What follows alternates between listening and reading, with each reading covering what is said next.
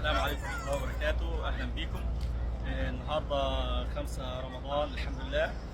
انتهينا من صلوات التراويح من مسجد قباء في أجواء روحانية جميلة جدا وأجواء ربيعية، أجواء جميلة جدا. وهنجي لكم كده الأجواء واحنا طالعين دلوقتي من مسجد قباء. شوفوا الأجواء معانا قدام المصلين أهمت.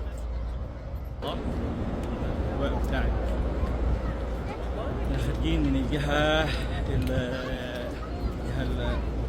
الجنوبية من اتجاه الله يعزكم الحمامات اللي هو باب رقم 1.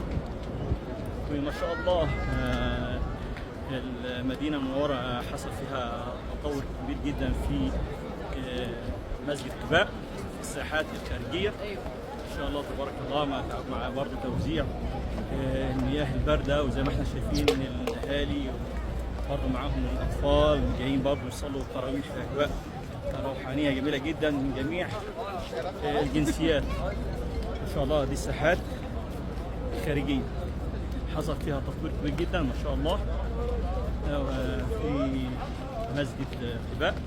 الأطفال هم واحنا خارجين بعد صلاة العشاء وصلوات التراويح في اليوم 5 رمضان.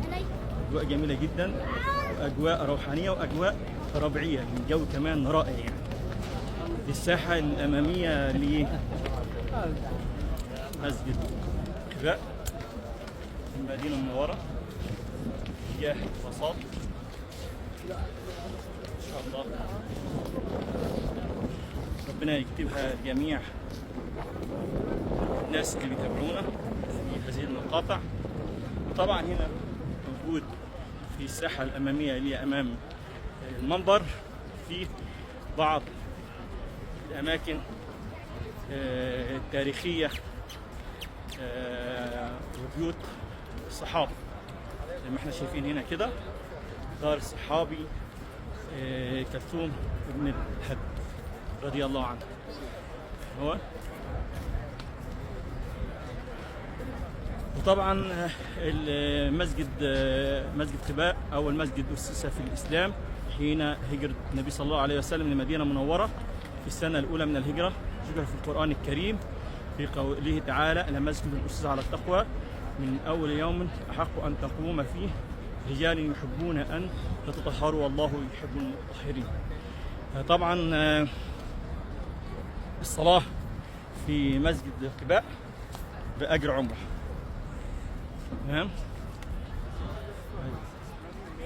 الساحة الخارجية وزي ما احنا شايفين هنا في عربات زي عربات الجولف بتنقل كبار السن والناس إلى ما شاء الله بتنقلهم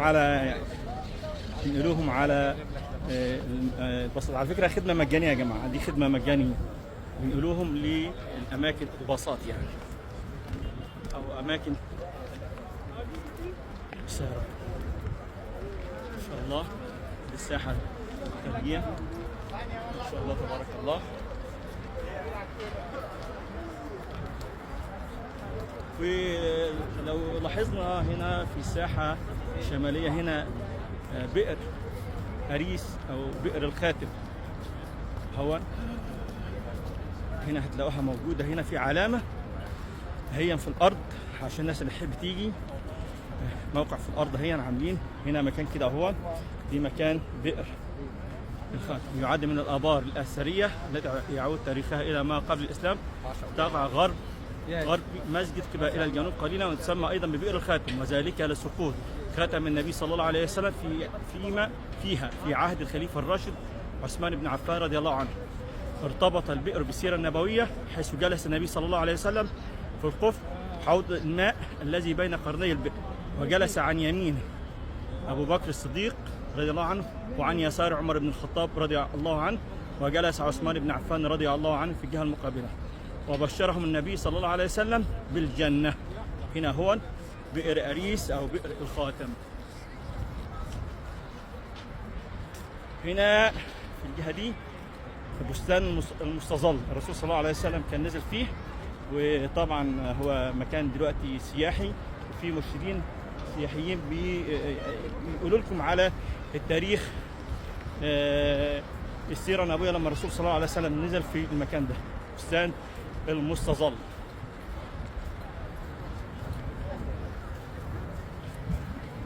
يا جماعة اهو الناس اللي بتتابع بستان المستظل.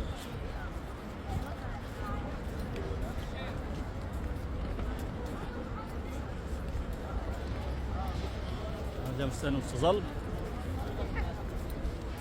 اهو، كان جميل جدا، وان شاء الله انا هعمل لكم منه ان شاء الله مره ثانيه. هحاول ان انا اجي اعمل زياره للمكان الجميل ما انتم شايفين.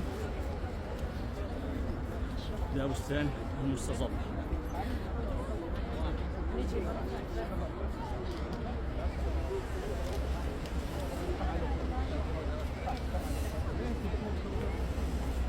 ما شاء الله مكان جميل جدا.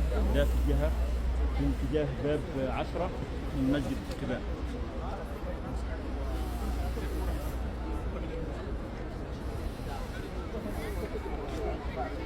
ما شاء الله تبارك الله. السلام عليكم. ممكن تدي بس نبذه كده عشان الناس تبقى تيجي على المكان؟ ها؟ شوف انا تصورني انا ما حابب طب احكي. طب هو مكان تاريخي على هنا مكان تاريخي بقدوم الرسول صلى الله عليه وسلم. أيوه. هاجر الرسول صلى الله عليه وسلم من مكه واتى الى المدينه واستقبله انصار المدينه هنا بطلع البدر علينا. نعم. ويوجد البئر التاريخي. نعم. وهو اسمه بئر عدق. نعم. من عام 1400 سنه. نعم. ويقال انه شرب منه الرسول صلى الله عليه وسلم. عليه افضل الصلاه والسلام. موجود البئر الى الان وتقدر تشرب من نفس ماء البئر. وفي مرشد سياحي يشرح لكم جميع اللغات العربية والإنجليزي وجميع اللغات موجودة. وفي كافيهات وجلسات. التذكرة بكام؟ التذكرة مجموعات العمرة، انتم شركات عمرة؟ لا أنا بسأل للناس اللي من غير عمرة وأنا مقيم في المدينة اللي من غير عمرة الدخول الفرد الواحد ب 19 ريال. تمام. والمجموعات اللي هي في خصومات من 16 إلى 13 ريال. 13. يبقى يا جماعة الفرد الواحد اللي بيجي لوحده ده ب 19 ريال. المجموعات اللي بتيجي معتمرين دول من 16 إلى 13 ريال بيكون الخصومات. جزاكم الله خير. حبيت بس ادي فكره للناس اللي بيتابعوني عشان يبقوا عارفين يجوا يعملوا ايه الزياره.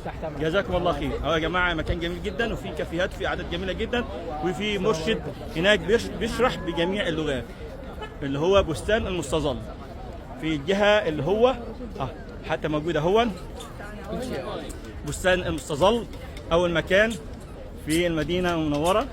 جزاكم الله خير. هو أول مكان وصل إليه النبي صلى الله عليه وسلم بعد هجرته النبوية من مكة إلى المدينة المنورة برفقة خليله أبي بكر الصديق رضي الله عنه. سمي بالمستظل تخليدا لما قام به أبو بكر الصديق رضي الله عنه حين بسط رداءه فوق الرسول صلى الله عليه وسلم حماية له من الشمس وتمييزا له بين الناس. من هذا البستان انطلق عصر جديد للإسلام وبدأ التاريخ الهجري المجيد، ولا يزال حتى اليوم يحتفظ بمعالمه الأثرية والتربوية شاهدا حيا على منطلق الرسالة أو منطلق الرسالة. أهو يا جماعة بستان المستظل. يا ريت الناس اللي بتتابعني وعارفين هو في الجهة تمام الجهة يعني من اتجاه باب 10 وانتوا خارجين من مسجد قباء بالمدينة المنورة. أنا أتمنى الناس كلها تيجي تعمل زيارة المكان الجميل ده في مسجد بجوار مسجد قباء بالمدينة المنورة. زي ما احنا شايفين ناس طالعين اهمت. ان شاء الله اتمنى ان انا كنت قدرت ان انا اديكم نبذة عن المكان ده ان انتوا تيجوا تعملوا فيه زيارة ان شاء الله. والناس طالعين من مسجد قباء اهو، وهنا هو ده بستان المستظل. اتمنى ان انا اكون قلت لكم حاجه تفيدكم ان شاء الله، وربنا يتقبل منا ومنكم صالح الاعمال. ده اليوم 5 رمضان زي ما احنا شايفين الشباب اهو المتطوعين بينقلوا كبار السن جزاهم الله خير، والسياره هي اللي هي بتنقل الناس مجانا همت جزاهم الله خير. السلام عليكم. بتنقلوا مجانا اللي فين؟ دي فين؟ المقصد والمواقف للمسجد. ايوه جزاكم الله خير. خدمه مجانيه يا جماعه اهو زي ما احنا شايفين بمسجد قباء، نقل ترددي مجاني. جزاكم الله خير. على فين يا زي ما احنا شايفين يا جماعه.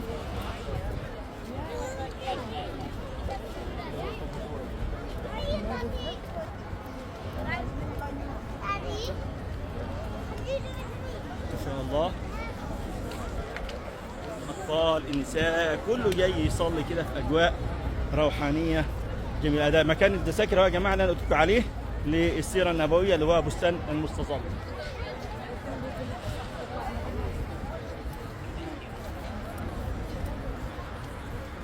وهنا برضو الشباب بيوزعوا مياه هنا في امام مسجد قباء، مياه مجانا. الشباب قاعدين يوزعوا ميه اهمت، تمام، للناس اللي خارجه من مسجد قباء. الشاب ده انا بقالي كام سنه كده بشوف، بقالي سنتين. السلام عليكم، كيف حالك؟ كيف اخبارك؟ تمام. الشباب دايما بيوزعوا في تبع جمعيه سقيا المدينه المنوره.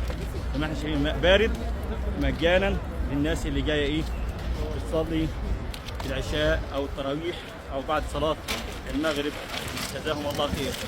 جمعيه سقيا الاهليه، جزاهم الله خير. ده احد الشباب المتطوعين هنا تبع الجمعيه. وزي ما احنا شايفين الشباب كمان صور احد الشباب هون المتطوعين ده من الكبار السن. زي ما احنا شايفين دول شباب متطوعين بينقلوا الستات كبار السن للمكان اللي هم رايحين. دول متطوعين هم خدمه مجانيه، جزاهم الله خير. شباب متطوعين اهوت قاعدين بينقلوا كبار السن سواء من الستات او الرجال، هم جزاهم الله خير. ربنا يجعله في ميزان حسنات خدمه يا جماعه مجانيه.